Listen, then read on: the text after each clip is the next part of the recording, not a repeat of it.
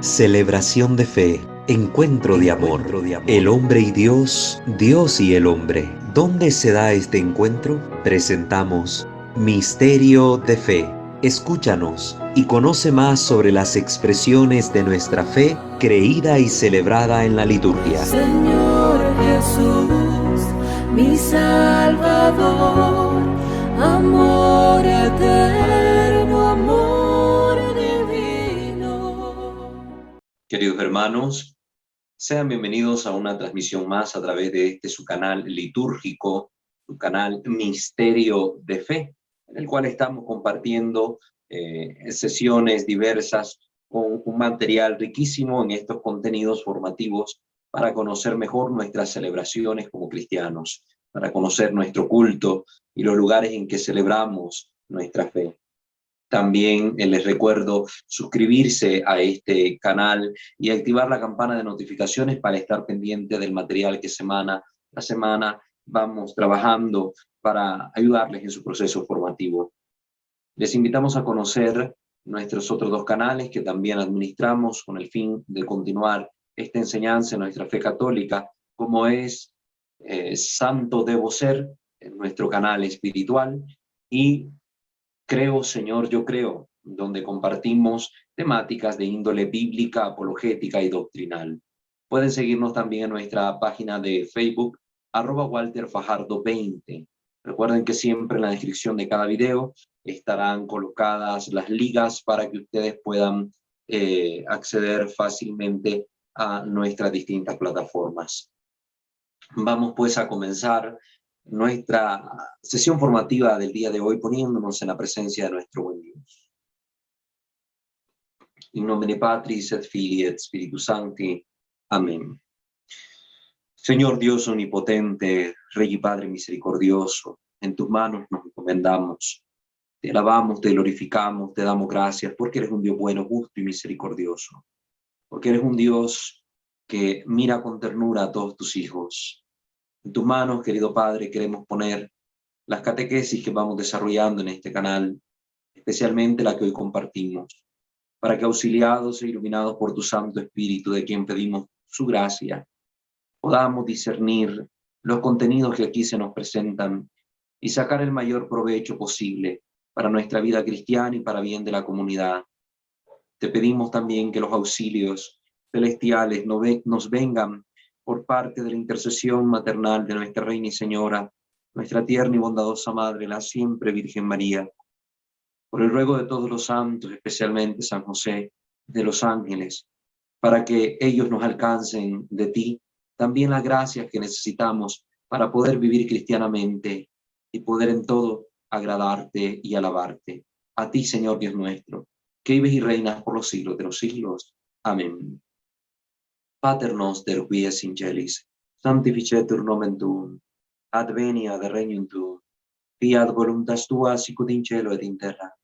Panem nostrum quotidianum da nobis hodie, et imite nobis debita nostra, sicut et nos dimitimus debitoribus nostris, et ne nos inducas in tentationem, sed libera nos a malo. Amén. Ave Maria, gratia plena Dominus tecum, benedicta tui mulieribus, et benedictus fructus ventris tui, Iesus. Sancta Maria, Mater Dei, ora pro nobis peccatoribus, nunc et in hora mortis nostre. Amén. Gloria Patri et Filio et Spiritui Sancto, sicut erat in principio et nunc et semper, et in saecula saeculorum. Amén. Ave Maria purissima, sine labe concepta, in nomine Patris et Filii et Spiritus Sancti. Amén. Queridos hermanos, hemos comenzado a hablar un poco sobre el tema de los elementos diversos que podemos encontrar en la zona del presbiterio dentro de nuestros templos. Hemos ya hablado que el presbiterio viene siendo como ese centro hacia el que se dirige nuestra vista, porque precisamente es el santuario donde se realiza el santo sacrificio en el altar de la Eucaristía.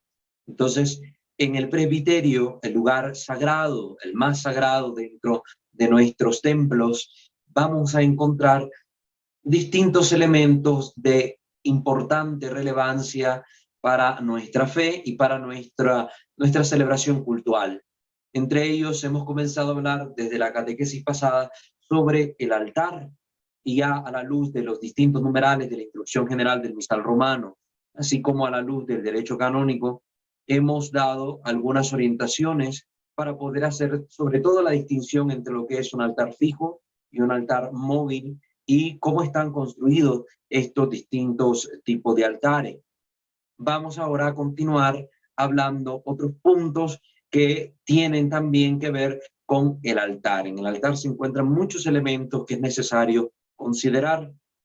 Habíamos abordado hasta la sesión pasada el numeral 301 de esta instrucción general, pues estamos hablando del altar y su ornato. En esa sección de la instrucción general estamos ubicados. Vamos pues a comenzar hoy abordando a partir del numeral 302. Nos dice este numeral: la costumbre de depositar debajo del altar, en lo que se llama el sepulcro, así se le conoce, ¿verdad?, a este espacio debajo del altar en el que se colocan las reliquias de los santos, pues esa costumbre de depositar las reliquias, aunque no sean mártires, debe observarse oportunamente. Una recomendación que se nos está dando, una práctica que está muy ligada a las raíces cristianas, a las raíces de nuestra fe y sobre todo a la experiencia de la comunidad primitiva, con un significado profundísimo de la relación entre Cristo nuestro Señor y el testimonio que los mártires, es decir, que los testigos de Cristo han sido capaces de dar con su propia vida, con el derramamiento de su sangre. Ahora que está muy en boga después del Concilio Vaticano II, el recuperar muchas de las prácticas que se encuentran en el origen de nuestra vivencia de fe cristiana, pues esta práctica no debe ser despreciada, no debe ser despreciada. Al contrario, tiene un profundo sentido y una riqueza en la tradición que debe ser rescatada y mantenida. Y viene aquí una advertencia dentro del mismo numeral: cuídese, sin embargo, que conste con certeza la autenticidad de tales reliquias. Como ustedes recordarán, sobre todo en la Edad Media, se dio un deseo desmedido por parte de grandes personalidades, sobre todo príncipes y soberanos, de tener reliquias de los santos, sobre todo porque se tenía una fe bastante grande en la intercesión de los santos, y había en algunos sectores un hambre de milagros y de sentido de protección respecto a las plagas, a las guerras, etcétera. Como no había tanto avance científico por el cual se pudiesen desarrollar vacunas o medicinas contra ciertas enfermedades, la gente recurría a lo que tenía a su disposición, la fe. Y no con esto estoy diciendo que ahora, a la luz de la ciencia, debemos dejar de un lado la fe. Al contrario, la fe sigue iluminando aún en estos días estas realidades tan frágiles del ser humano, la salud que con cualquier cosa se ve expuesta a encontrarse en una situación crítica. Pues la intercesión de los santos siempre nos ha alcanzado del cielo el remedio oportuno y favorable para el alma y para el cuerpo. Entonces, en esta época que se dio esta hambre desmedida por las reliquias, pues dice un dicho famoso: uno a la bulla, otros a la cabulla. Entonces, mientras unos sí tenían el deseo de recurrir a la intercesión de los santos mediante la veneración de sus reliquias, pues habían otros que se aprovechaban de esta búsqueda de reliquias y falsificaban reliquias de los santos, falsificaban, creaban obras bastante convincentes, ¿verdad?, que lograban engañar a los incautos, y pues por la suma X de dinero que pagaban, obtenían una reliquia, cosa que incluso es penado por la Iglesia, además de que es un pecado. Recuerden que los objetos de fe, los objetos benditos, no pueden ser vendidos si no se cae en el pecado de simonía. Ya recuerda a Simón el Mago, que quiso comprar a San Pedro el don del Espíritu Santo. Entonces, en ese tiempo se dio la fabricación de reliquias que eran inauténticas, lógicamente, y de ahí que se pide mucho el cuidar de que conste con certeza la autenticidad de tales reliquias. Por eso es que con el tiempo empezaron a aparecer estos sellos de cera famosos que llevaban también el emblema de alguno de los obispos, el sello de alguno de los obispos, que autentificara, que hiciera constar que aquella reliquia procedía del cuerpo del santo que se había extraído, donde se daba también un pergamino que detallaba la información, y todo esto ayudaba a tener certeza sobre la procedencia de estas reliquias. Entonces se mandaba a que se tuviera cuidado con esas reliquias falsas. Y hoy en día, pues también se pide lo mismo. Se va a colocar la reliquia de un mártir o de un santo X debajo del altar, pues que conste, que tenga las certificaciones necesarias para que no haya duda de que lo que se encuentra ahí colocado es la reliquia. Reliquia significa vestigio, ¿verdad? Esa reliquia es el vestigio del cuerpo de ese santo, ¿verdad? Lo que queda, una parte del cuerpo de ese santo. Respecto a esto, que también ya hemos dicho algunas palabritas cuando tocamos en la sesión pasada los distintos cánones del derecho canónico, también el orden de dedicación de iglesias y altares tiene algo que decirnos sobre la cuestión de la reliquia. Es oportuno conservar la tradición de la liturgia romana de colocar reliquias de mártires o de otros santos debajo del altar. Vuelve a hacerse el hincapié en la preservación de esta práctica bimilenaria en la iglesia. Pero se tendrá en cuenta lo siguiente, y vienen las observaciones a considerar según el orden de dedicación de iglesias y altares. En primer lugar, que las reliquias deben evidenciar, especialmente por su tamaño, que se trata de partes de un cuerpo humano. Se evitará, por tanto, colocar partículas pequeñas. Estas reliquias que suelen estar en pequeños relicarios, ¿verdad? Que relicarios donde se coloca la reliquia, por eso el nombre. Algunas personas erróneamente llaman al píxide, que en algunos lugares llaman teca, donde se coloca la Santísima Hostia, le llaman relicario a esos objetos. No, los relicarios es donde se pone reliquia. El Santísimo Sacramento no es una reliquia, no es una reliquia, es Cristo, el Cristo total en su cuerpo, alma, sangre y divinidad, ahí está presente. Entonces, para que corrijamos también ese término. Entonces, el relicario, estos relicarios, donde se expone a modo de ostensorio a veces, las reliquias por lo general que están expuestas en ellos son partículas pequeñas, y estas reliquias solían colocarse sobre el altar, también para ser expuesta a la veneración de los fieles, y también como un signo de la participación en la comunión de los santos en la Eucaristía.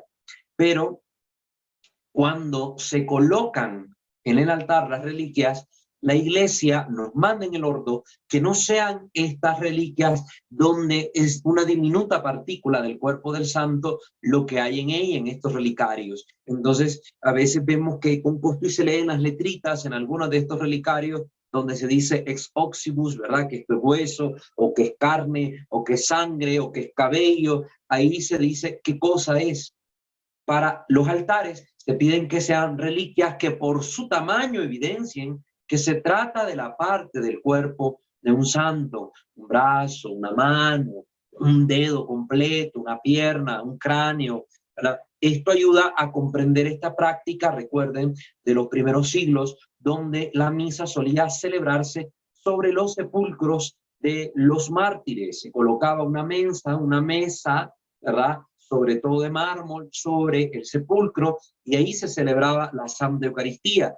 Por eso es que se pide que sea una parte del cuerpo que evidencie esto, ¿verdad? La reliquia que se coloque ahí. Se evitará, por tanto, colocar partículas pequeñas. Hoy, desgraciadamente, donde se mantiene la práctica, por lo general sucede todo lo contrario. En vez de buscar una parte grande del cuerpo del santo que haga esto evidente, que se trata de una reliquia del cuerpo de este santo o de este mártir, pues hoy se opta a veces por poner un conjunto de pequeñas reliquias en una pequeña caja que será colocada en el sepulcro. Y entonces son partículas tan diminutas, tan diminutas. Entonces, eso habría que corregirlo. pero a veces no se pone el mayor esfuerzo en hacer las cosas bien y nos conformamos con hacerlas simbólicamente o parcialmente, con tal de hacer algo, por lo menos, dicen, entonces ya con eso no basta. No, primera cosa que nos hace notar el ordo de la dedicación de iglesias y altares. Se evitará, por tanto, colocar partículas pequeñas. Estoy hablando del ordo vigente. Esto es actual. Para que no digan que es que ese es del ordo de hace 1000 años. No, no, no. De ahorita. Debe averiguarse, en segundo lugar, con la mayor diligencia, la autenticidad de dichas reliquias. Es preferible, en todo caso, dice este ordo, dedicar el altar sin ninguna reliquia que colocar en él reliquias dudosas, que no se sepan qué son. De hecho, en el sepulcro del altar se manda en el rito de la colocación de las reliquias que vaya incluso adjunto a esta colocación en el sepulcro de la caja de la reliquia o de la parte del cuerpo del santo, que vaya adjunto también un pergamino que describa brevemente, ¿verdad?, el día de la dedicación, se está colocando reliquia de que es santo, etcétera, que vaya, que esté esa constancia ahí también junto con las reliquias en el lugar donde va a estar colocada la reliquia misma dentro del sepulcro del altar. El punto 3 de este ordo nos dice que el cofre con las reliquias no se colocará ni sobre el altar, ni dentro de la mesa misma, sino debajo de la mesa, teniendo en cuenta la forma del altar. Esto es lo que nos pide, el ordo en la actualidad. Ustedes recordarán, no sé si han tenido la oportunidad de visitar estos antiguos altares de las iglesias, donde en ellos está incrustada ya una piedra, la piedra de Ara. Ara significa altar. Esta era la piedra propiamente dicho, el altar propiamente dicho, para expresarnos mejor, porque era la piedra que era consagrada por el obispo y se le ponían en ella las 5 cruces que representaban la llaga de Cristo, las 5 llagas, y dentro de la piedra se incrustaba también una reliquia, una parte del cuerpo del santo, y sobre ella se celebraba la misa.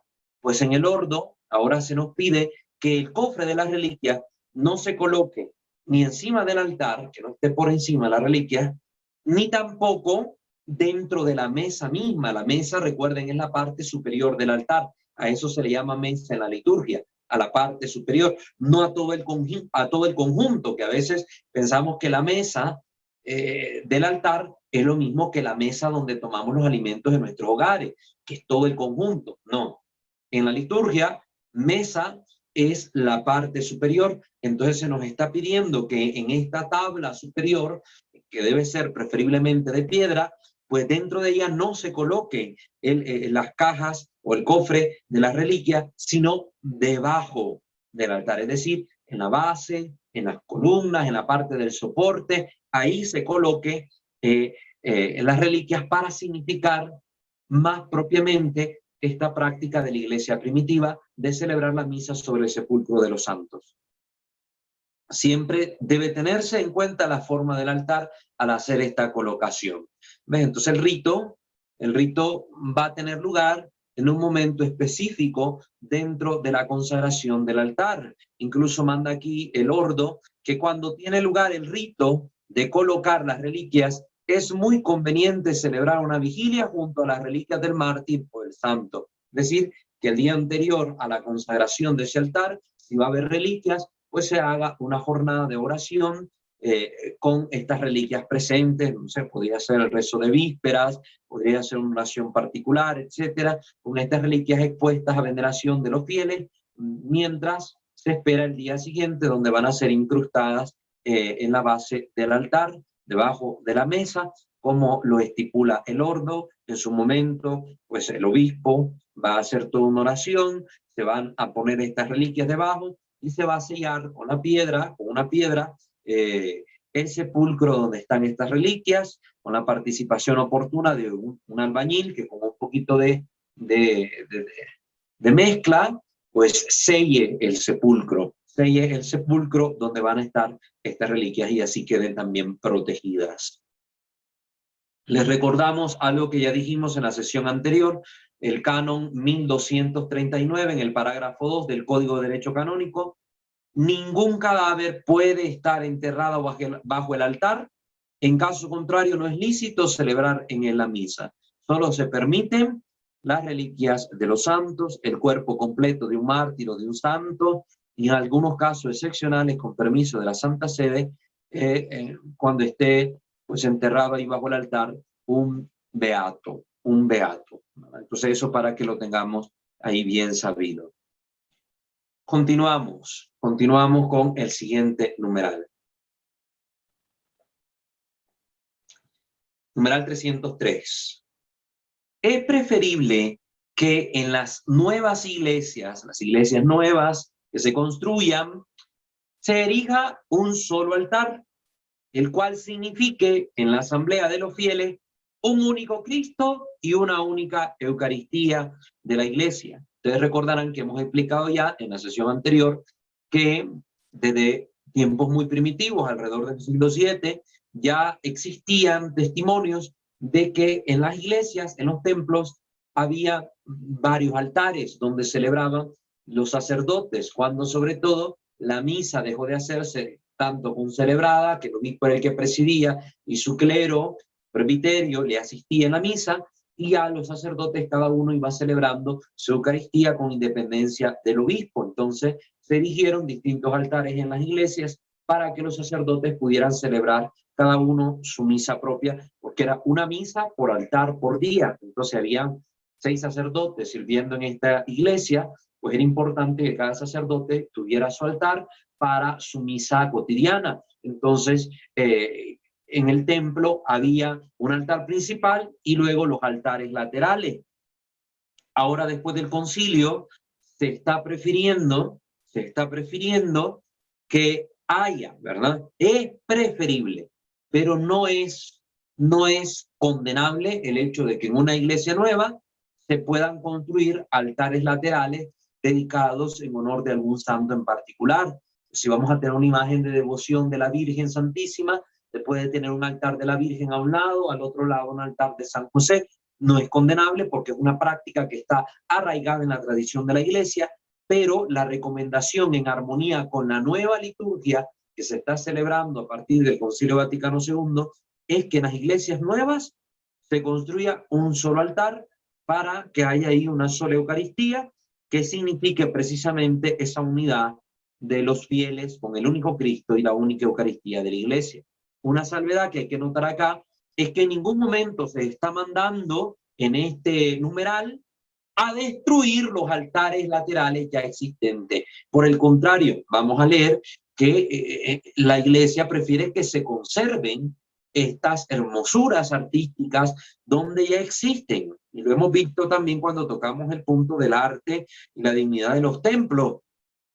No se está mandando a destruir los altares laterales. Concepción que tuvieron algunos sacerdotes erróneamente al interpretar mal las directrices del Concilio Vaticano II, que vinieron y pasadito el concilio y con estas nuevas directrices empezaron en sus templos a hacer reformaciones más modernistas, podemos decirlo así propiamente dicha, donde empezaron a vaciar de sacralidad, de santidad y de muchas otras cosas más el santuario de Dios, los templos de Dios, y empezaron a destruir los altares laterales existentes en las parroquias. Altares bellísimos, algunos de madera, con retablos antiguos, algunos de mármol, de piedra, y los destruyeron completamente. Un sinsentido, una práctica sin sentido. Por eso aquí recalco, no se está mandando a destruir los altares laterales ya existentes. Por eso va a continuar este mismo numeral diciendo, sin embargo, en las iglesias ya construidas, iglesias que tienen años, siglos, algunos 100 años, 200 años, 80 años, en las iglesias ya construidas, cuando el altar antiguo, el altar que ya estaba ahí, el principal, esté situado de tal manera que vuelva difícil la participación del pueblo y no se pueda trasladar sin detrimento del valor artístico. Recuerden que esta participación entendida también en esa relación entre el sacerdote y el pueblo en una liturgia donde se celebra versus populum, donde se celebra cara al pueblo. Entonces, cuando el altar está construido de forma maravillosa y espléndida, con todo su significado tradicional, de cara al oriente, cuando está así y se vuelva difícil el trasladarlo sin detrimento de su valor artístico, entonces aquí viene la directriz: constrúyase otro altar fijo artísticamente acabado, que vaya en consonancia, cosa que en algunos lugares no se ha cuidado esto. Estaba un altar antiquísimo, bellísimo, con todo un retablo y toda aquella hermosura, y vienen y construyen cualquier altar, cualquier cosa horrorosa ahí en el presbiterio, ¿verdad? Para que sea el nuevo altar, pero no tienen en consideración esta ordenanza donde se dice artísticamente acabado. Que ese acabado artístico esté en consonancia con la belleza artística propia del templo, ¿verdad? Y de lo que en ese templo existe como tal. Y este nuevo altar también sea ritualmente dedicado. Entonces, en este caso existirían dos altares que tienen su rito de dedicación propio, que lo han tenido. Uno lo tuvo en un momento determinado de la historia y ahora el nuevo que va a ser construido también se va a dedicar. Y realícense las sagradas celebraciones solo sobre él, ¿verdad? Sobre todo de la liturgia de cara a Dios, pues solo en ese altar la podríamos celebrar. En el altar que está pegado a la pared sería imposible realizarlo. Entonces, solo sobre él, si vamos a celebrar la misa Novus Ordo, como le llamamos, entonces solo sobre él se puede celebrar. Pero recuerden que, como lo ha aclarado su santidad el Papa Benedicto XVI en el Summorum Pontificum, en este documento, pues, la Iglesia nunca ha dejado de celebrar la misa en el rito tridentino. Entonces, nada obsta que si yo voy a celebrar el rito tridentino y está un bellísimo altar construido que me permite celebrar de forma adecuada este rito, es decir, un altar ad oriente, yo pueda utilizar ese altar aunque exista un nuevo altar consagrado, porque este nuevo altar facilita más la celebración de cara a Dios, el otro facilita más la celebración ad oriente, ¿verdad?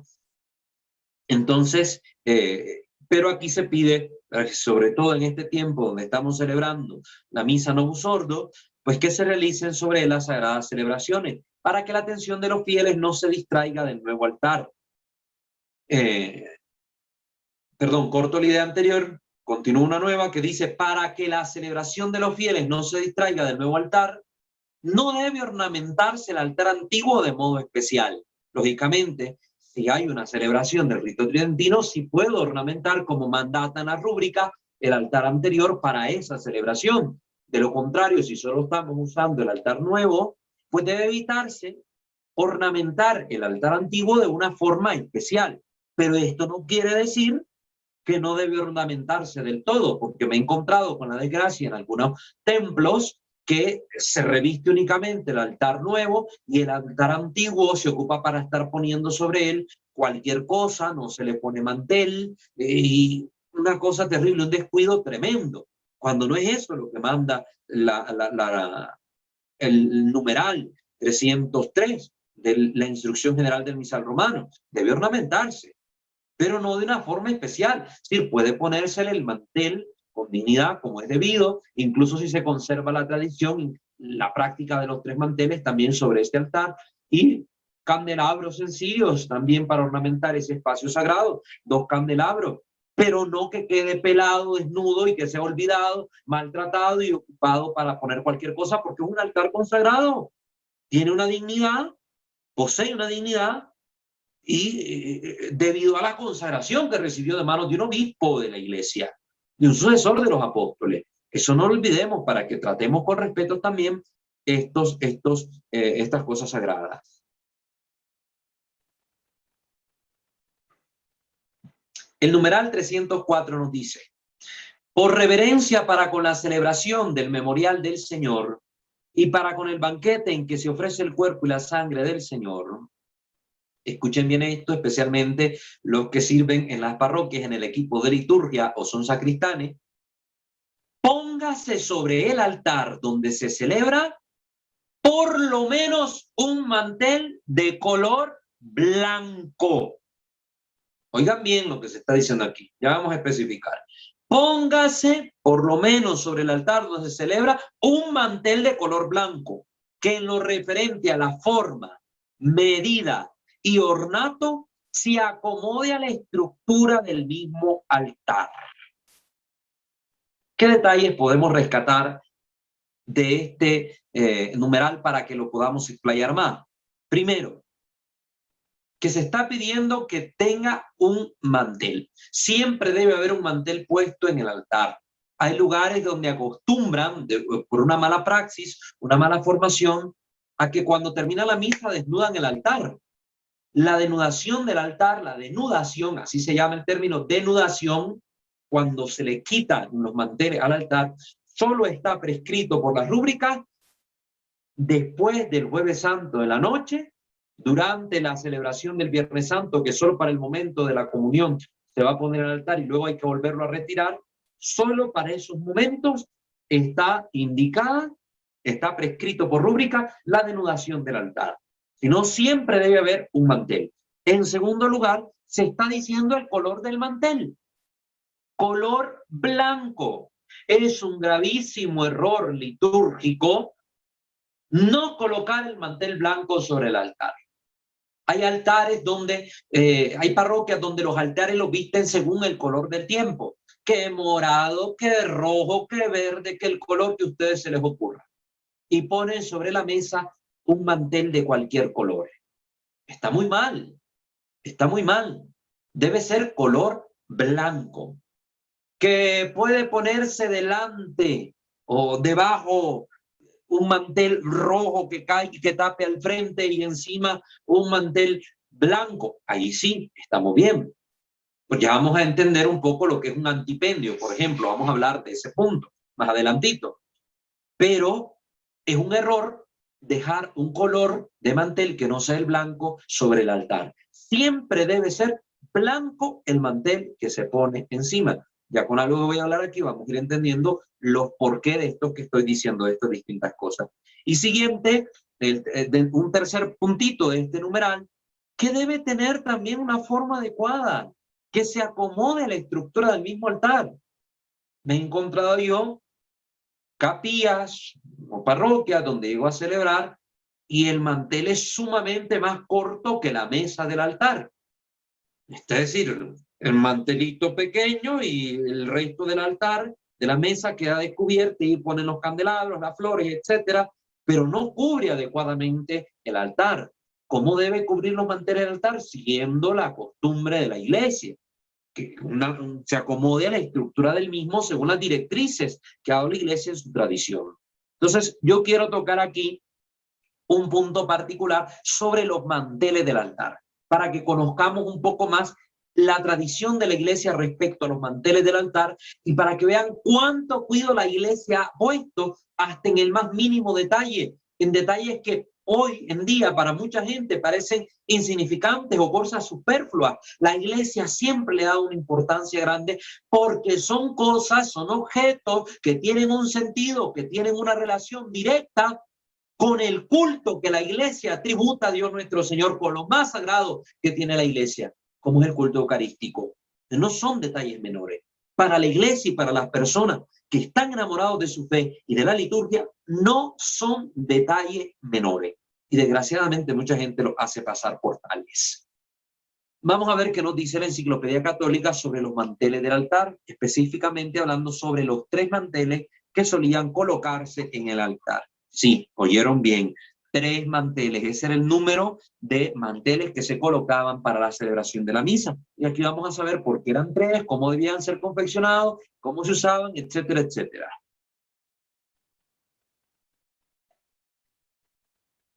Son cosas que, desgraciadamente, en las catequesis litúrgicas que a veces nos imparten en las parroquias, no se nos enseñan. Y para serles sincero, por lo menos yo, en mi experiencia formativa dentro del seminario, cuando vimos estas cuestiones litúrgicas, nada de esto nos enseñaron. A mí, por la gracia de Dios, que me ha dado esta sed de conocimiento rectamente ordenado, pues siempre me ha dado la curiosidad de saber un poco más para conocer el porqué de las cosas de nuestra iglesia. Y en esta autoformación que debemos tener los servidores del Señor, pues me he ido nutriendo, he ido expandiendo también mi campo de conocimiento para poder orientar a los fieles y servirles a ustedes. Por eso es que he ido averiguando todas estas cositas que con mucho gusto comparto con ustedes para que también las conozcan y se formen. El uso de manteles en el altar dentro de la iglesia se remonta a los primeros siglos de la iglesia. A los primeros siglos de la iglesia. Ya en los primeros tiempos, ya cuando los apóstoles se reunían a celebrar, celebraban en las mesas de las casas que servían para la reunión, ¿verdad? La toma una iglesia de la que hemos hablado, en una mesa digna con un altar, un mantel digno. Pero, así como fuentes oficiales, ya vemos, por ejemplo, a San Optato de Milevis, que dice que ya en el siglo IV, es decir, la centuria de los años 300 en adelante, todo cristiano sabía que durante la celebración de los misterios, el altar se cubre con un mantel. Este es el testimonio que nos da este santo, San Optato de Milevis. Ya para el siglo IV, todos los cristianos sabían que el altar donde se celebraban los misterios del Señor se cubre con un mantel por lo menos. Si esto ya era sabido universalmente, porque dice todos los cristianos, universalmente en la iglesia, es porque era una práctica que en la iglesia se remontaba a los apóstoles, porque en estos siglos, en estos primeros 5 o 6 siglos del cristianismo, toda práctica que se realizaba dentro de la iglesia tenía que tener un arraigo a las prácticas apostólicas para que pudiera sostenerse dentro de la praxis litúrgica de las comunidades. Si no venía de los apóstoles, si no tenía un sentido que se había transmitido de generación en generación por los apóstoles y sus sucesores, los obispos de la era apostólica, ¿verdad? Los padres apostólicos, entonces no era conservado por las comunidades. Y si las comunidades conservaron ya en los albores del siglo IV, inicio del siglo IV, esta práctica es porque tenía una raíz apostólica. Más tarde, esta praxis se convirtió en ley. Es decir, si antes era una práctica que se arraigaba por la tradición en la praxis litúrgica de las comunidades, ahora no solo es una práctica tradicional, sino que tiene un carácter, una fuerza de ley. De acuerdo con Gabanto, que nos dice que fue promulgada esta ley por el Papa Bonifacio III en el siglo VII, a la centuria de los 600. Entonces, Bonifacio III convirtió en ley, el Papa, que en el altar donde se celebra la misa debe haber un mantel. Es ley. Entonces, oigan esto, ¿verdad? Es ley. Y la Iglesia lo ha presentado en su legislación hasta nuestros días. Desde que el Papa Bonifacio III lo convirtió en ley, sigue siendo ley aún hoy, en el año 2021, que todo altar donde se celebra la misa tiene que tener por fuerza al menos un mantel, salvo algunas excepciones que vamos a mencionar acá. La costumbre de usar 3 manteles comenzó probablemente en el siglo IX, allá por la centuria de los 800, ¿no? En el siglo IX. Pero ya para 1912, a pesar de que la costumbre empezó allá en el siglo IX, ya para 1912 era de estricta obligación para la lícita celebración de la misa. ¿Sí? Una misa no deja de ser válida porque se celebre solo sobre un mantel, sigue siendo válida. Pero para este tiempo, ya para el año 1912, aunque fuera válida, era ilícita, es decir, se rompían con ciertas normas que la iglesia había dado, tenían fuerza de ley estas normas, y los sacerdotes, si no la cumplían, entonces convertían aquella celebración, aunque válida, en una celebración ilícita. Entonces, esto estaba en las rúbricas generales del misal romano de aquel entonces, en el título 20. Entonces, ahí estaban, en las rúbricas, que era necesario para la celebración de la misa el uso de estos 3 manteles. La razón de esta norma de la iglesia es la siguiente, tiene una razón, un sentido práctico y de amor. Detrás de esta ley se esconde el amor. ¿Cuál? Amor a la preciosa sangre. Porque si ¿verdad? El cáliz donde se consagraba el vino, que se convertía en la sangre de Cristo, si este cáliz se derramaba el vino por accidente, entonces la preciosísima sangre podría ser absorbida por los manteles antes que llegara la piedra del altar. La piedra no tiene esta capacidad de absorción. Entonces, si no estuvieran estos manteles, o si solo hubiera uno, al caerse el contenido del cáliz sobre el altar de piedra, pues era fácil que escurriera el vino por el altar, por la piedra, y llegase al suelo. Eso era considerado una profanación terrible, un sacrilegio terrible, se miraba así como un sacrilegio casi, ¿verdad? Aunque sabemos que sería más una profanación que un sacrilegio, pues ya hemos explicado eso cuando hablamos de la Eucaristía, pero para evitar que se diera algo como esto, mirando que un accidente siempre es posible, pues en cuanto al sentido práctico, se vio conveniente recubrir con 3 manteles el altar para que fuese absorbida la sangre de Cristo si llegase a ser derramada. Miren cuánto cuido, cuánto amor a la celebración eucarística, cuánto amor a los detalles por parte de la Iglesia cuando hay conciencia de lo que se está celebrando en el altar. Todos los autores sostienen que es una ofensa grave el celebrar sin un mantel, excepto en caso de grave necesidad, que por ejemplo, esta grave necesidad podría ser ofrecer a los fieles la oportunidad de asistir a la misa dominical en los tiempos de persecución. Es cuando había persecución y andaban ahí los sacerdotes escondidos celebrando misa donde se pudiera, por lo menos que hubiera algo digno en que celebrar la misa, se buscaba, y no siempre se iba a tener un mantel adecuado para esto. Los sacerdotes, a veces solo con el corporal, celebraban ahí la misa, ¿verdad? Aunque rompiendo la norma de la Iglesia, pero por estado de grave necesidad era lícito hacerlo. La Iglesia provee de estas acciones a los sacerdotes en casos de necesidad extrema. Una necesidad extrema, persecución, o de darle el viático a un moribundo. Llegaba uno a una casa, tenía que visitar al enfermo, de repente miramos que se estaba muriendo, y para que no se fuera sin comulgar, el sacerdote se miraba en la obligación de celebrar ahí la misa. Entonces celebraba sin un altar tal cual, sin un mantel tal cual, pero celebraba cuidando la dignidad de aquello que se estaba haciendo. Entonces, en esos únicos 2 casos, la Iglesia le permitía al sacerdote la celebración de la misa sin un mantel en el altar. No cuando se le diera la gana al sacristán o por descuido del sacerdote y que no hubiera un mantel adecuado. Ahora vemos, sobre todo, que se han puesto de moda estas misas online, los sacerdotes que celebran la misa incluso en sus casas, en cualquier mesa, con cualquier mantel. Ahí se ven aquellos manteles floreados, navideños, con muñequitos, con dibujitos. Es una vergüenza. Disculpen que se lo diga así, es una vergüenza.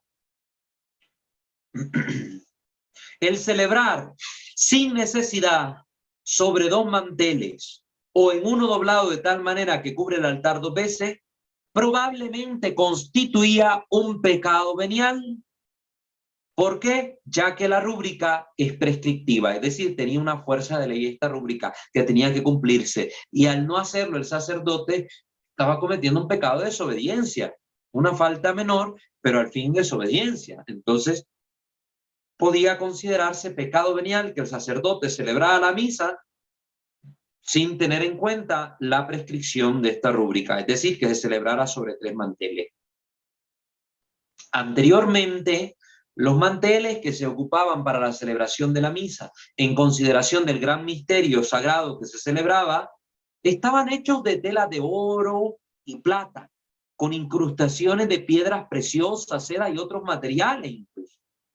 Pero en la actualidad deben ser, según el mandato de la Iglesia, de lino o de cáñamo.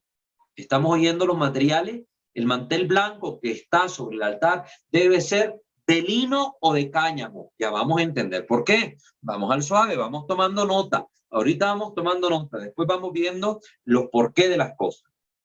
No se puede usar ningún otro material, aunque sea equivalente o mejor que el lino o el cáñamo, para efectos de limpieza, blancura o firmeza, según lo que estipuló la Sagrada Congregación de Ritos el día 15 de mayo de 1819. Desde entonces está ahí la orientación de la Iglesia a través de esta congregación, de que el mantel blanco debe ser de lino o de cáñamo.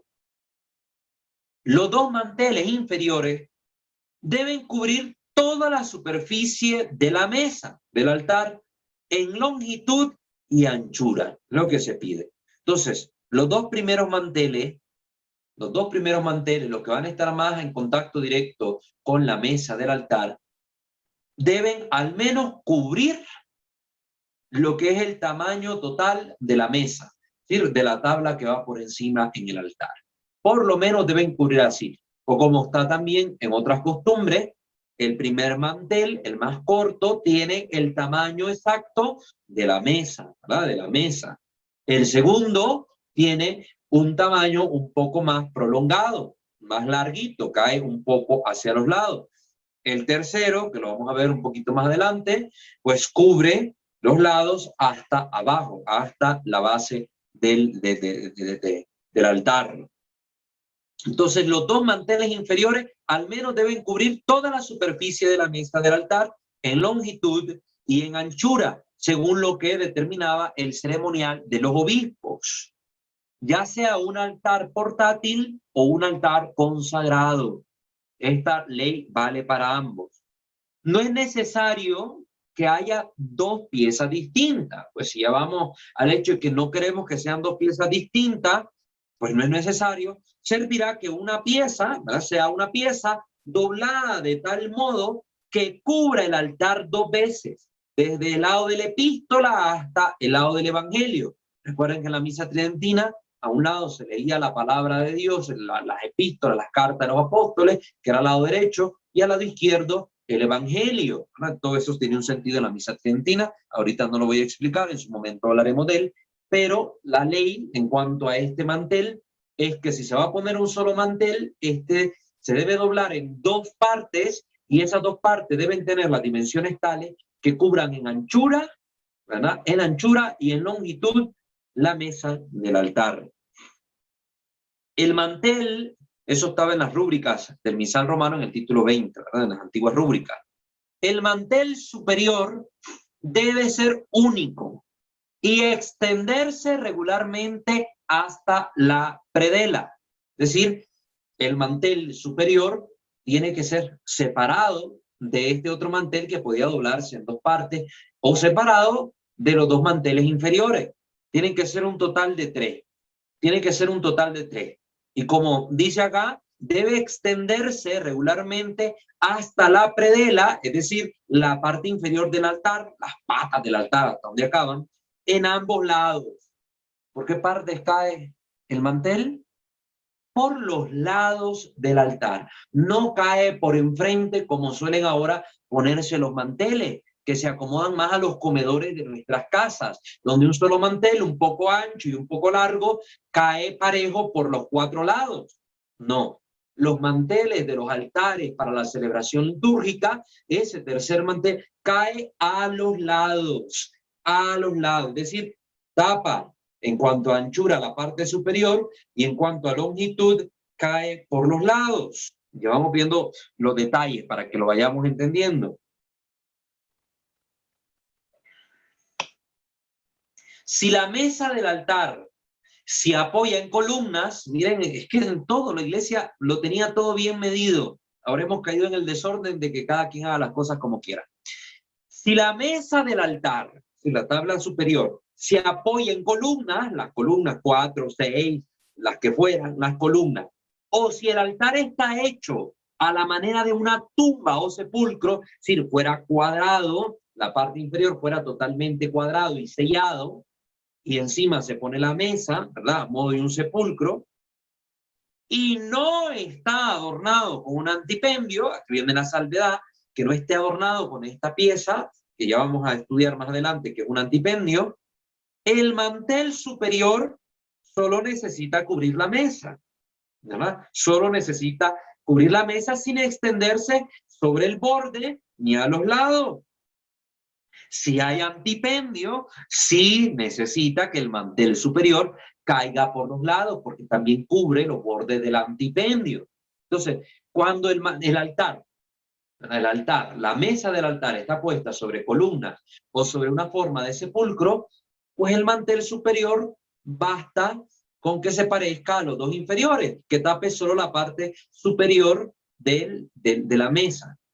Pero si en este altar, aunque tenga columna o forma de sepulcro, se colocaba un antipendio, que va a ser la parte frontal de la que vamos a hablar un poquito más adelante, entonces ahí sí, necesitamos que el mantel caiga tanto por arriba, que lo tape completo, y se deslice hacia los lados.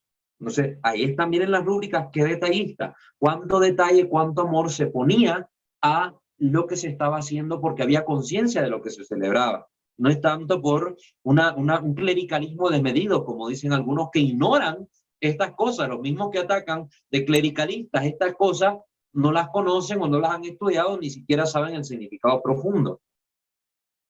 Los bordes del frente, al frente podía caer un pequeño bordecito, no el gran pedazo del mantel, como suele ocurrir ahora. Los bordes del frente y lo de los extremos, ¿verdad? En la parte del mantel que cae hacia los lados, antes de tocar el suelo, esa parte del mantel se le colocaban unos bordes bonitos, unos bordes decorados. Entonces, pueden ser adornados esos bordes, tanto el del frente como los laterales, con un borde de encaje, de lino o de cáñamo, en los que pueden aparecer figuras de la cruz, ostensorios, que son las custodias, cálices, hostias, y pueden aparecer otros similares, ¿verdad? El Sagrado Corazón, etcétera, cuestiones así, ¿verdad? Un altar para la Virgen, el anagrama mariano, la M y la A, todo eso. Esto lo estipuló la Sagrada Congregación de Ritos el día 5 de diciembre de 1868. Estamos viendo aquí la práctica tradicional de la Iglesia respecto a los tres manteles. ¿Verdad? Por eso es que estamos mencionando estos documentos de la Sagrada Congregación de Ritos. Hoy sabemos que es la congregación del culto divino y la disciplina de los sacramentos. Pero aquí estamos viendo de dónde venía esta práctica y cuánta importancia le daba la Iglesia a estos detalles, y que hoy en día no se cuidan, aunque las rúbricas establezcan que al menos un mantel debe colocarse. Y aquí estamos viendo cómo fue toda esta evolución. Para que ustedes tengan este conocimiento. Se debe tener gran cuidado de que estos manteles estén escrupulosamente limpios. Un cuidado grandísimo en que estos manteles estén aseados, limpios. Hoy lamentablemente yo he llegado a capillas, parroquias, donde los manteles están agujereados, chorreados de cera de candela, manchas de vino, de otras cosas, tierra, polvo. No hay cuidado con estos elementos, no hay cuidado. Para proteger estos manteles, después de las santas misas, se colocaba sobre estos tres manteles un mantel superior un poco viejito de otra tela, viejito en cuanto a que no era ese mantel pulcrísimo, pero sí una tela de distinta calidad que servía para cubrirlo y protegerlo del polvo. ¿Ah? Ahora nada, se les pone a los altares, ahí quedan llenándose de tierra y con costo al menos medio se sacuden antes de la misa. Qué feo, cuánto descuido en nuestras iglesias. Se debe tener gran cuidado de que estos manteles estén escrupulosamente limpios. Debe haber a la mano por lo menos un duplicado de los dos manteles inferiores. El mantel superior se debe cambiar con mayor frecuencia según la solemnidad de la fiesta. Cuando se colocan velas, incluso oigan esto, cuando se colocan velas sobre el altar durante la exposición del Santísimo Sacramento, ya hablaremos luego de las velas, en su momento de los candelabros y cuánto se ocupan, se debe colocar debajo de estos candelabros otro paño blanco limpio sobre los manteles para evitar que se manchen o se ensucien. Este cuidado no se tiene hoy. Se pone ahí la vela, el candelabro, lo que sea, y ahí se chorrea todo porque ni tienen el cuidado de ponerle o los capiteles o al menos un poquito de cinta adhesiva alrededor de la vela para que no chorree. No se tiene este cuidado, mucho menos se va a tener hoy en día el cuidado de poner debajo de estas velas otro pañito, ¿verdad? Ahí para que se chorrea, pues lo que se ensucie o lo que se termine dañándose ese pañito y no los manteles del altar. Todos esos detalles se han perdido. Todos esos detalles, y aquí Aquí se observaban cuidadosamente, con mucho amor para el Señor, estas cositas. Los 3 manteles deben ser bendecidos por el obispo. Imagínense qué increíble todo esto, que hasta tenían su propia bendición esos manteles. Deben ser bendecidos por el obispo, nada más y nada menos que el obispo de la diócesis, o alguien que tenga la facultad antes de que puedan ser utilizados para la celebración de la misa, ¿verdad? Alguien que delegar el obispo o esa autoridad. No se hace esto hoy en día. Ya compramos la tela y cualquier tela encima del altar y ya está. No. En los Estados Unidos, por ejemplo, esa facultad la conceden los obispos a los sacerdotes en general. Es decir, que los sacerdotes sean los que bendigan esos manteles para ser utilizados en la Sagrada Eucaristía. La fórmula de esta bendición se encuentra en el ritual romano, en el título 8, capítulo 21, y también se encontraba en el misal romano entre las bendiciones diversas. Simbólicamente, los manteles, oigan lo que significa, por qué se pedían 3 manteles, y vean la riqueza simbólica que revestían todos estos usos en la liturgia de la iglesia. Los manteles significan los miembros del cuerpo de Cristo, es decir, los fieles de Dios, por los cuales el Señor se nos entrega en la Eucaristía. Sí, los 3 manteles simbolizaban la iglesia purgante, la iglesia peregrina y la iglesia triunfante. Están los miembros del cuerpo de Cristo. Esto lo dice el pontifical romano en la ordenación de los subdiáconos. En este título aparece esta información. También representan, si queremos darle un sentido en unión a la pasión de Cristo, como lo tendrán los ornamentos del sacerdote, representan los lienzos en que fue envuelto el cuerpo de Cristo cuando fue puesto en el sepulcro. Tenemos los lienzos con que descendieron su cuerpo, el sudario que envolvió el cuerpo o sábana santa y el sudario del rostro de Jesús. Entonces representan esos 3. También en un sentido romántico, como suele dársele también a los ornamentos del sacerdote, pueden tener un significado de pureza, amor y devoción de los fieles para con el Señor. Este es el significado que le ha dado, el significado romántico que le ha dado la iglesia a estos 3 manteles: la pureza, el amor y la devoción de los fieles al Señor. ¿Por qué de lino?, se preguntarán muchos. Precisamente por lo que aparece en la Escritura en el libro de Apocalipsis, capítulo 19, versículo 8, que el lino son las buenas acciones de los santos. En consonancia, entonces, con la información bíblica, la iglesia escogió esta tela para de ahí hacer, en base a esta tela, los manteles del altar, y no solo los manteles, también los ornamentos del sacerdote, también otras piezas litúrgicas que se ocupan para la celebración, como los corporales, los purificadores, los manutergios, etc. Entonces esa es la razón por lo que se da preferencia al uso de esta tela para los manteles por encima de otras, porque el lino en la Biblia son las buenas acciones de los santos según Apocalipsis 19:8. Y una información extra: además de los 3 manteles, había otro mantel más. Podemos decir un cuarto mantel, también un mantel de lino, y era un mantel encerado. A este mantel se le llamaba el crismale, es decir, tela encerada. Eso es lo que significa. Se llama crismale. Y con él se cubría completamente la mesa del altar consagrado. Debe ser del tamaño exacto de la mesa del altar. ¿Y dónde se coloca? Se coloca debajo de los manteles de lino con el lado encerado vuelto hacia la mesa. Entonces tenía también esta finalidad, ya vamos a ver cuál era. Su propósito es no solo evitar que los manteles se manchen con el aceite usado en la consagración. El obispo consagraba el altar, ungía con el aceite, con el santo crisma, el altar. Luego de esta unción se colocaban los manteles encima. Entonces, para que los manteles no se mancharan con el santo crisma, se colocaba primero este mantel encerado, este crismale, para evitar que se mancharan los otros manteles. Para mantener también los manteles secos en los lugares donde las iglesias eran muy húmedas y los altares también, por ser de piedra, se humedecían. Entonces, al poner este mantel encerado, se prevenía que se humedecieran también los otros manteles de lino. De acuerdo con las rúbricas, esta tela se retira una vez al año. Esto es lo que mandaban las rúbricas, es decir, durante la denudación de los altares el Jueves Santo. Pero se puede cambiar, nada impide que se cambie cada vez que se limpie el altar. La tela encerada no se bendice. Y tampoco esta tela no puede tomar el lugar de uno de los 3 manteles de lino ordenados por las rúbricas. Es decir, en total eran 4 manteles sobre el altar. Uno que era más bien de función práctica, ¿verdad?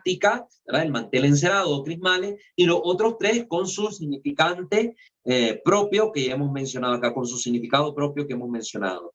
¿Cómo se hacían estos manteles de lino? Pues para obtener las telas enceradas, se derriten los restos de velas de ceras en recipientes pequeños, las velas que le ponían a los santos, las velas que se ocupaban en el altar, etcétera, se derretían. Cuando la cera está en una condición de ebullición, se le quitaban las impurezas que quedaban de los pabilos quemados, diríamos las mechitas, ¿no? Se sumerge en esa cera el lino destinado para la tela encerada, y cuando está bien saturado, se cuelga en un tendedero, permitiendo que se escurra el exceso de cera. Cuando la tela de cera se ha endurecido, se coloca entre 2 hojas de lino sin cera, es decir, entre otras 2 hojas de lino, otros 2 manteles de lino, de dimensiones similares. Luego se plancha detenidamente con una plancha bien caliente, lo cual va a terminar produciendo la creación de 3 manteles encerados. O sea, al preparar uno, de uno salen 3. Esto venía en combo, ¿verdad? La tabla en la que se planchan las telas debe estar cubierta con un paño viejo o un papel grueso para recibir la cera superflua derretida por la plancha. Si chorreaba un poquito de cera, pues cayera en eso. Se debe recordar, imagínense, hasta la salvedad, se nos hace notar acá, que cuando se sumerge en cera, el lino sin lavar se encoge considerablemente. Por lo tanto, antes de encerar las telas, deben ser mayores que la parte superior al altar para el cual están destinadas. Es decir, que la tela sea un poco más grande en cuanto a dimensiones que la mesa del altar, para que cuando se haga el proceso de enceramiento, este se encoja y al final pueda reducirse a una dimensión tal que cubra bien la mesa del altar. Si yo voy a encerar un mantel que voy a destinar como crismales y que tenga la dimensión exacta de la mesa del altar, al momento de meterlo en la cera caliente, el lino se va a encoger y me va a quedar más reducido y no me va a servir para la funcionalidad para la cual está destinado. Entonces, esta era la forma incluso de hacer estos manteles encerados. Hasta esa táctica le doy, pues por si alguno quiere recuperar esta sana tradición de colocar los manteles como es debido sobre el altar. Entonces, dentro de la práctica tradicional, no está abolida esta práctica, no está abolida, pero la iglesia hoy en día recomienda que al menos un mantel pueda colocarse. Al menos, el al menos es como lo mínimo posible, el mínimo esfuerzo posible. Si yo puedo hacer el máximo esfuerzo de colocar estos 3 manteles más el encerado, ¿por qué no hacerlo? Si son detalles para con el Señor no escatima en gastar todo por nosotros, por expresarlo así. Lo da todo por nosotros. ¿Por qué nosotros no hacer el máximo esfuerzo para el Señor? Si estamos en la capacidad de hacerlo, hagámoslo. Si somos de una iglesia pobrecita, humilde y todo, al menos un mantel digno de lino blanco sobre el altar, como se está indicando. Que se coloque sobre la mesa del altar y que caiga por los bordes del altar, no enfrente, no así chingo, no. Que sea como debe ser según la tradición de la iglesia, según las rúbricas, las ordenanzas que se han mandatado para este fin. Bueno, vamos a dejarlo hasta acá. Vamos a dejarlo hasta acá porque el tiempo se nos ha agotado, pero todavía tenemos muchas cosas que decir sobre el altar. Dios primero, la próxima sesión vamos a hablar un poco sobre lo que es el antipendio del altar y vamos a hablar también sobre los cirios del altar y otras cuestiones que se utilizan para el altar, como la cruz, ¿verdad? La cruz también del altar. Vamos a hablar de esos detalles que los tenemos pendientes. Entonces queda así ya listo hasta el día de hoy, pues estos datos que hemos compartido, como son los 3 manteles del altar, como es es la colocación de las reliquias en el sepulcro, ¿verdad? Para que también lo tengamos presente. Entonces, ahí está ya la información que hemos compartido el día de hoy y sobre pues la construcción de otro altar si fuese necesario en alguna parroquia. Esos son los 3 datos que tenemos que tener presente en esta sesión. Les recuerdo suscribirse a este canal Misterio de Fe, si aún no lo han hecho, y activar la campana de notificaciones. Visitar nuestros otros 2 canales, Santo Debo Ser, donde compartimos nuestras catequesis espirituales, Creo Señor, Yo Creo, donde están desarrollados varios temas de índole apologética, bíblica y doctrinal, y seguirnos en Facebook en @WalterFajardo20. Las ligas están en la descripción de este video. Muy bien. Abrimos ahora los micrófonos para que puedan participar ustedes, si lo desean, los que están tanto en el en vivo en Zoom o los que se han conectado mediante YouTube. A través de la caja de comentarios pueden escribirnos sus preguntas, sus interrogantes, o pues poner sus saludos. También le damos lectura con muchísimo gusto. Entonces, hermana Fer, si abrimos los micrófonos, por favor. Sí, ya están abiertos. Y en YouTube ya tenemos comentarios. María de los Ángeles Flores comenta, hermano Walter, ¿qué hay de cierto hablando de altares que se doblen con cuidado los manteles porque hay partículas de nuestro Señor Jesucristo? Muy bien. Sabemos que para el trato del corporal, lo veremos también en su momento, debe tenerse mucho cuidado al momento de lavarlo. Incluso hemos explicado, si no mal recuerdo, un poco de este asunto en los videos sobre la comunión, cuando tocamos ese punto. Pero ya que lo pregunta, pues hacemos esta salvedad también de tener ese cuidado con los manteles del altar, especialmente el mantel superior, porque a veces, ¿verdad?, si el sacerdote no tiene cuidado, y a veces aún teniendo el cuidado extremo, algunas hostias quedan bien frágiles o tienden a desprender mucha partícula.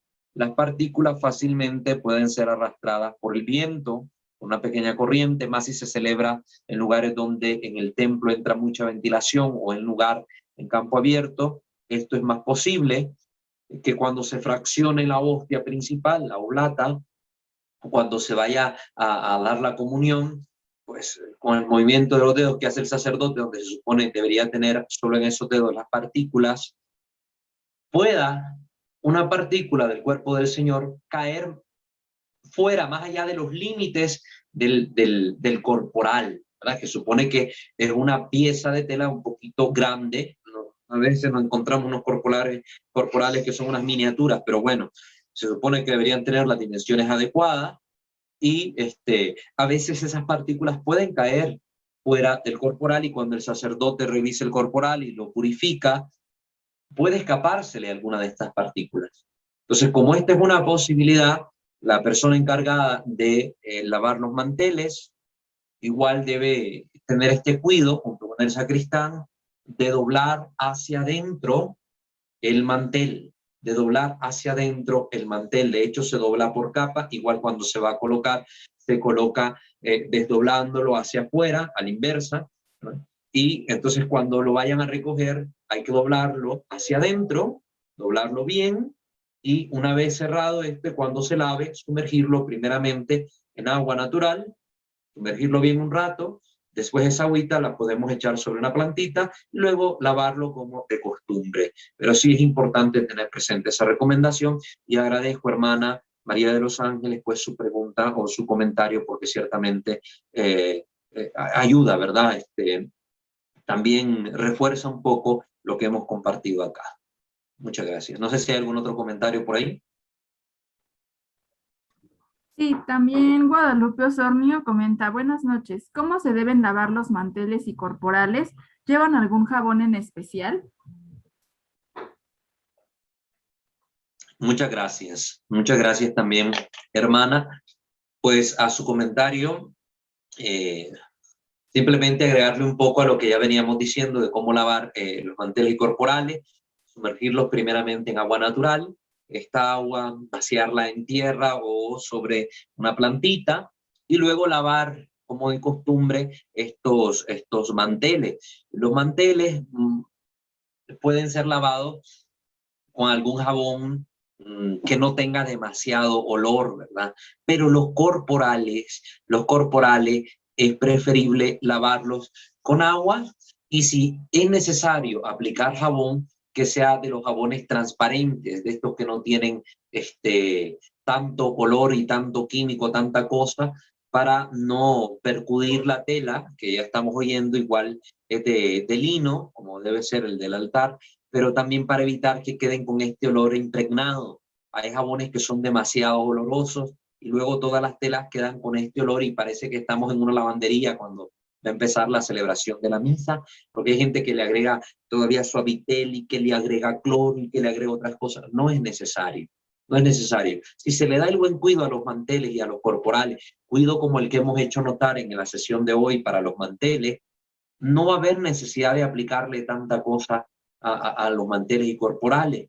Simple y sencillamente lavarlos con agua, tallarlos un poquito de ser necesario y ver que no se le aplique ningún químico extraordinario. Es la recomendación que yo le podría dar. Y luego pues su planchado normal, ¿verdad? Hay que planchar los corporales y los purificadores y también los manteles del altar para que aquello no se mira como, disculpen la expresión muy nica, mascado de vaca a la hora que vayamos a celebrar. ¿A qué feo ver aquellos corporales todos arrugados? Horrible aquello, la falta de amor para con el Señor se nota hasta en el más mínimo detalle, recuerden. Muchas gracias por su comentario, hermana Guadalupe. ¿Hay algún otro comentario por ahí? No, no hay más comentarios. Muy bien. ¿De Zoom tenemos algún comentario escrito o en vivo de los hermanos que están participando? Escrito no hay ninguno. Muy bien. No sé si Bu- alguno de los hermanos que está conectado quiere preguntar algo en Zoom. Buenas noches, hermano. Leslie Velázquez de Canadá. Buenas noches, hermano Leslie. Le escuchamos. Algo entrecortado, pero le escuchamos. Bien. Con referente a los altares, a la mesa, ¿existe algún mínimo que la iglesia norme con respecto a su tamaño? Porque como he visto, pues, dependiendo de la estructura de la capilla, se hacen los altares, pero no sé si existe un estándar mínimo para construirlo. Y lo otro es con respecto a los manteles. em, en Nicaragua, ¿verdad? Y con respecto a México también, se da la práctica eso de que los sacerdotes bendigan los manteles o ya se ha dejado hasta de practicar, o el obispo les delegó a ellos, no sé pues si manejas algo respecto a eso. Esa era mi inquietud. Muchas gracias, hermano Leslie. Realmente no conozco yo que exista una indicación de la Iglesia Universal en cuanto a las dimensiones de los altares. Hay obispos que en sus diócesis pueden dar ciertas normativas, formular algún tipo de criterio para la construcción de los templos y la edificación de los altares, teniendo en consideración lo que hemos visto en los capítulos anteriores sobre la famosa comisión de arte sacro que debería existir en las diócesis, sobre todo para ver estos proyectos de construcción de nuevos templos. Y ahí los obispos en cada diócesis podrían dar ciertas normativas que consideren necesarias, pero así a nivel universal no he sabido que exista alguna directriz donde te diga el altar debe tener 1,50 m por 2 metros o por tanto, no he sabido de ello. Se debe considerar, como ya mencionaste, las dimensiones propias del lugar de culto. Si voy a construir una basílica, un gran templo enorme, pues no voy a poner un altarcito que parezca un escritorio de oficina. Si voy a tener una capilla, que sí es el fenómeno que me he encontrado yo, que si voy a construir una pequeña capilla, no voy a construir un gran altarzote. Ese es el fenómeno que he encontrado en varias capillas, ¿verdad? En varias capillas he visto esto, que con costo el presbiterio se ha podido diseñar y en ese presbiterio ampliamente el espacio es abarcado por un enorme altar, un altar de dimensiones exageradas que a veces no permite incluso ni siquiera la correcta movilidad del sacerdote celebrante. Entonces, eso hay que considerarlo. Templos pequeños, pues altares pequeños de una dimensión adecuada, que por lo menos el altar quede a una altura del estómago, del celebrante, para una dimensión adecuada. Tiene un sentido con lo de las entrañas, ¿verdad? Del sacerdote y el amor entrañable de Dios, etcétera. Por ahí le dan el sentido a algunos en cuanto a esa altura. Y una dimensión que permita, ¿verdad?, el desplazamiento del celebrante y los ministros en el presbiterio. Entonces, eso es lo que debe considerarse. En cuanto a lo otro, en la praxis, creo que he conocido solo 1 o 2 sacerdotes que bendicen tanto sus ornamentos como los vasos sagrados y los manteles y los objetos litúrgicos. Pero el resto que he conocido no lo hacen, no lo han hecho. Yo que sepa, no lo han hecho. Hasta donde yo los he conocido, les he preguntado, les he consultado, no lo hacen, no bendicen ni sus propios ornamentos a veces los sacerdotes. Algunos dicen, no, es que queda bendecido con su uso, ¿no? La iglesia tiene fórmulas específicas para esto por una razón, para una razón. Pero ¿qué podemos esperar si cada vez hay menos sentido de lo sagrado aún dentro del presbiterio? Por ejemplo, para que un sacerdote se revista, la iglesia tiene estipuladas ciertas oraciones para cada ornamento. Y vemos a los sacerdotes revestirse en carrera. Y mientras se están revistiendo, están platicando, ni para hacer las salvedades que tal vez se están revistiendo y dentro de su mente están rezando. No, están revistiendo y mientras eso están viendo algún video del celular o hablando con alguien que está ahí en la sacristía o haciendo otra cosa y hasta incompleto se ponen los ornamentos. Entonces, sí se ha perdido mucho el cuidado del detalle y del sentido de lo sagrado en la praxis de los ministros del Señor. Eso es una realidad lamentable, realidad al fin por la que debemos orar y pedirle mucho al Señor para que nos envíe santos sacerdotes, pero sobre todo obispos celosos por su iglesia, por sus ministros y por sus cosas. Muy bien, gracias hermano Leslie por tu intervención. Muy bien. No sé, Fernanda, si hay algún otro comentario en YouTube. No, no hay más comentarios. Muy bien. Bueno, si ya no hay más comentarios, vamos pues a concluir la sesión del día de hoy poniéndonos en la presencia de nuestro buen Dios. Solamente una preguntita. Sí, hermana Gina. Cuando tú sabes, bueno, ahorita referente a lo que comentaste ahorita, ¿tú no exhortas al padre que haga lo debido? Pues en algunos casos sí he podido hacerlo, sobre todo cuando hay la apertura del sacerdote para esto. Me he encontrado casos donde hay sacerdotes que por el contrario se molestan, que es la experiencia también que han tenido muchos fieles y que ya han compartido por este canal, ¿verdad? Que a veces uno le dice algo a los padres y se molestan o lo ridiculizan, humillan o se portan de una manera inadecuada. Entonces, desgraciadamente, ahí no hay mucho más que hacer que orar por ellos.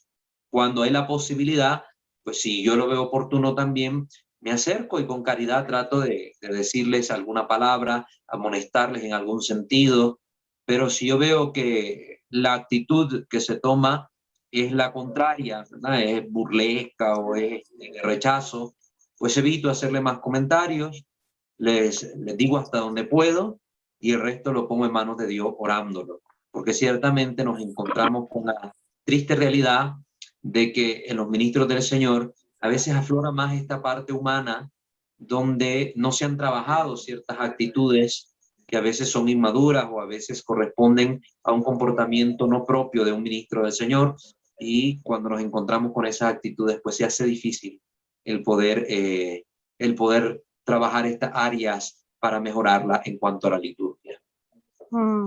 Bien. Bueno, te agradezco, Gina, también tu comentario. Sí. Bueno, vamos a finalizar entonces poniéndonos en la presencia de nuestro buen Dios. In nomine Patris et Filii et Spiritus Sancti. Amén. Señor Dios nuestro, te bendecimos, te adoramos, te alabamos, te glorificamos y te damos gracias, porque nos has permitido en este momento terminar una sesión formativa más. En tus manos ponemos, Señor, lo que hemos aquí adquirido como conocimiento. Te pedimos por tus santos ministros, Señor, por tus obispos, para que tú también les guíes, les ilumines, para que orienten a su presbiterio a poder observar con amor las rúbricas y las tradiciones de tu iglesia, en orden a celebrar dignamente el sagrado culto, el sagrado misterio que nos has entregado en la Eucaristía. Señor, que los ruegos de nuestra Madre, de los santos y de los ángeles, nos alcancen de ti lo que te pedimos en esta súplica, y que todo cuanto hagamos sea para mayor honra y gloria tuya, que vives y reinas por los siglos de los siglos. Amén. Subtum presidium confugimus Santa Dei Genitris, nostra deprecationes ne deficias y necessitatibus, sed a periculis punti liberanos semper, o Virgo gloriosa et benedicta. Amén. Sancte Micael Arcángele, defendenos in prelio, contra qui insides diaboli est oppressium. Impere dili Deus supplices te precamur, tuque prince milice celestis, Satanam aliosque spiritus malignos, et perditionem animarum perpagantur in mundo, divina virtute in infernum detrude. Amén. Ángel de mi guarda, dulce compañía, no me desampares ni de noche ni de día, no me dejes solo que sin ti me perdería. En la hora de mi muerte llévame feliz a los brazos de Jesús, José y María. Amén. Ave María Purísima, sin el ave concepta, in nomine Patris et Filii et Spiritus Sancti. Amén. Que el Señor me los bendiga a todos, queridos.